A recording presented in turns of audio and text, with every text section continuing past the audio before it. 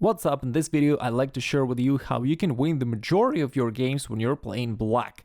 And this is based on statistics, as in most of the games, white players starts with pawn to e4, and here after you go pawn to e5, there is pawn with knight to f3, knight to c6, and on amateur level, the most played move here is bishop to c4.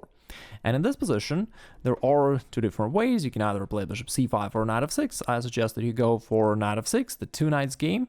And here white has this attacking move knight to g5. The classical line here for black is to push their pawn to d5 to block this attack along this diagonal. But at this position, there is a really interesting trap. It is knight takes e4. And the variation is super tricky, I gotta say, because at first it looks completely weird, looks like giveaway chess, where white can take the knight or take the pawn with either their knight or the pawn.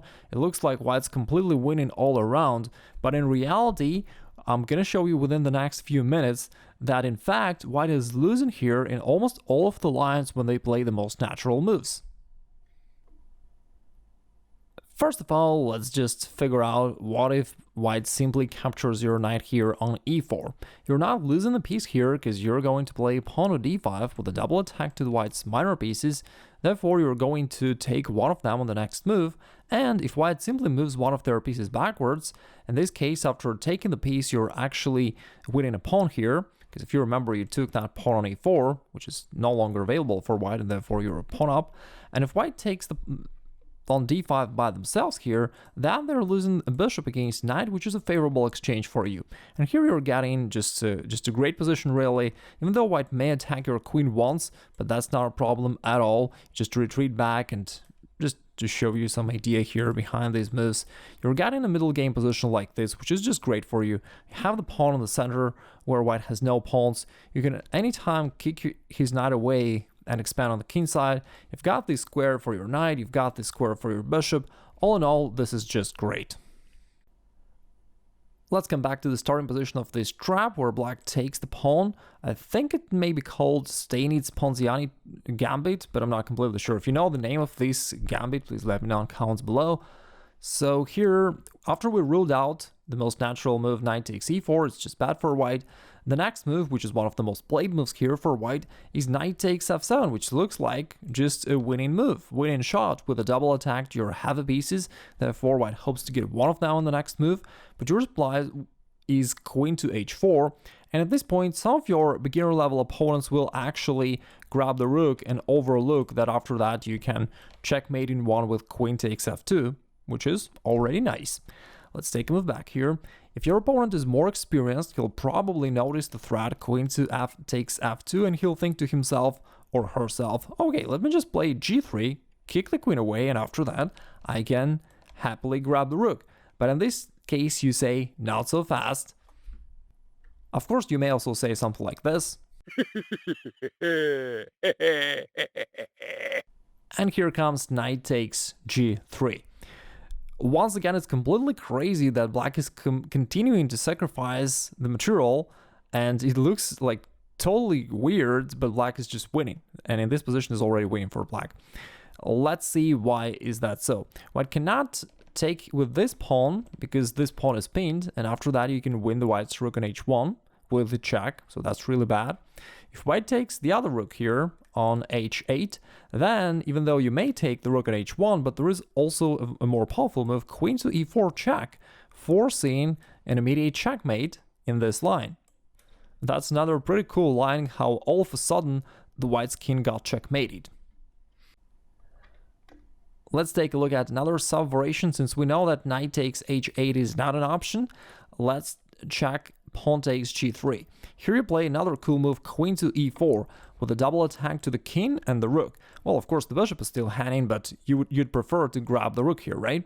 And if white tries to save it by playing king to f2, then black can still play bishop c5, forcing the white's king to go back, and after that you take the rook with check, continuing your attack against the white's king, and for example, after something like this, and knight take to d4, just grab the queen, and after that you'll easily checkmate white on one of the next moves. That is completely winning. Okay, let's start from the beginning so that you can memorize the line better. After e4, e5. By the way, if you're playing this position as white and you don't want to deal with the variations like the variations that I'm sharing with you, then you may consider the move bishop c4, the bishop's opening, which is a lot less known compared to knight to f3, and yet it's a great opening. I've got another video about this. You may click the link in the description and check this out after you watch this one. And alright, let's now continue with our line, knight to f6, knight g5. Here you shock your opponent with knight takes e4, and we were analyzing the line knight takes f7, attacking your queen, and the queen comes out, queen h4, threatening queen to f2 checkmate. Now, since we know that g3, this natural move, just loses, there is another move which is the second most played move in this position, queen to f3, which is completely wrong. It's just so wrong that it's unbelievable, and yet a lot of people play this move because they think that they somehow, protect this pawn and support their attack, but that just fails due to knight to d4. In fact, this move only helps black to include their knight and to create a lot of threats all around, so queen f3 is completely losing. Here what they do is they give this check knight to d6. But you can just grab this, there's nothing dangerous here at all, white only has one check and that is it. There is no continuation for their attack, and yet at the moment you're already having an extra piece, plus you have a lot of threats here, for example knight takes c2, and after white castles you have another cool winning line here, rook f8, attacking the queen, queen takes, knight f5, and all of a sudden the queen is captured here, so white would have to probably take the rook and sacrifice the queen. If they try g3, then just queen h3, nothing changed, the queen is trapped. Another really cool line where you just win. And the most common move for white here in this position, after you played queen to h4 from d8, is just castle. Looks natural to castle and to protect the f2 pawn simultaneously. Looks like white is completely safe now, and yet you once again shock them with another sacrifice, knight takes f2 in this case. Taking the white's queen, therefore white would have to take it, and then you go bishop c5. This time you're putting the pin here, and together with the queen it creates fairly strong threat, queen takes f2. If white plays queen f3, which is something that they actually do, in most of the games black just took on f2 right away, but there is no need to do that because the rook is pinned, it's not gonna run away, and you can just play rook to f8, which removes your queen from attack, and at the same time you put even more pressure along this file. And what's really interesting here is that all of the white's pieces are vulnerable here, really all of them. The bishop on c4 can be taken, the rook on f2 can be taken, and your rook can possibly grab the white's knight at the end of all these complications. So for example, white plays here most frequently pawn to g3, and then you just start taking everything. You take the rook, you take the bishop, the knight is pinned here, it can't go away, so on the next move you also take the knight, you literally collect everything, and at the end of the day you are having an extra rook, therefore a totally winning position. If you enjoyed it so far, give it a like. I think it's a really cool line and it is really unknown, and as you can see, extremely difficult for white to handle if they are not prepared. Even if they are prepared, after watching this video you will be prepared even better. And of course, the final line that we gotta analyze here is bishop takes f7. Another really tempting attempt for white to go after your king right away. Let's find out what's gonna happen here. You play king to e7. Now they need to take your knight, you take an f7 here, and at first it looks like your king is a bit exposed, which is true, but it's also true that right now white has only a single piece into the game, and they obviously cannot checkmate your king with just one knight.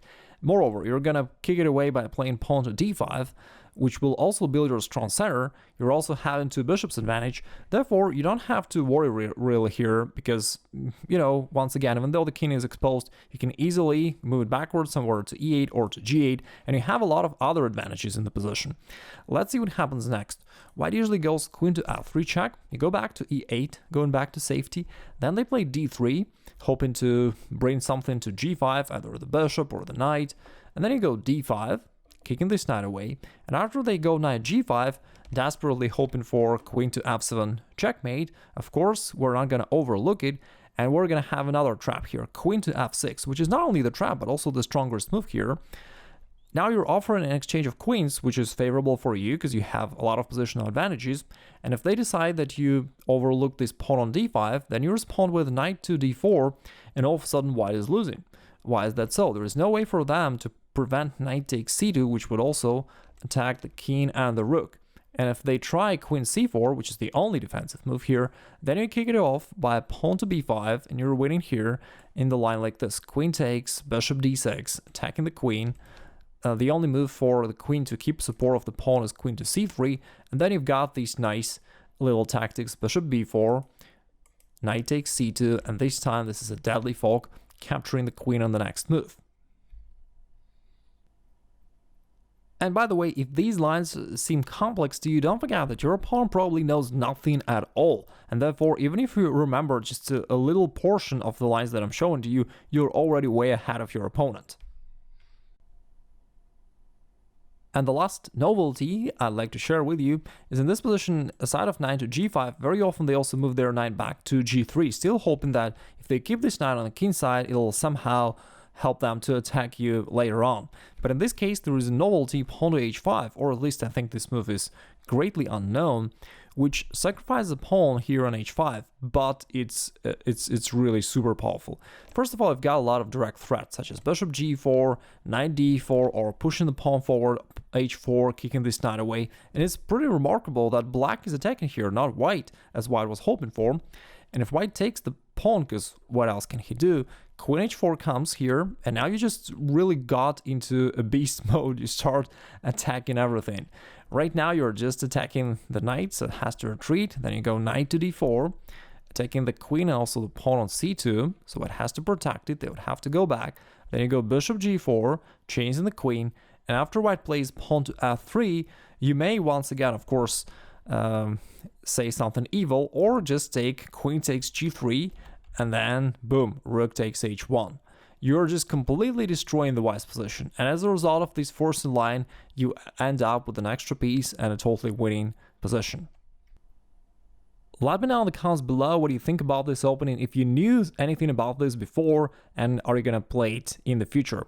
Also, let me invite you to my free masterclass, The Best Way to Improve at Chess, where I share with you my best proven strategies for rapid improvement, and let's see how you can apply this knowledge in your practical games. Ciao!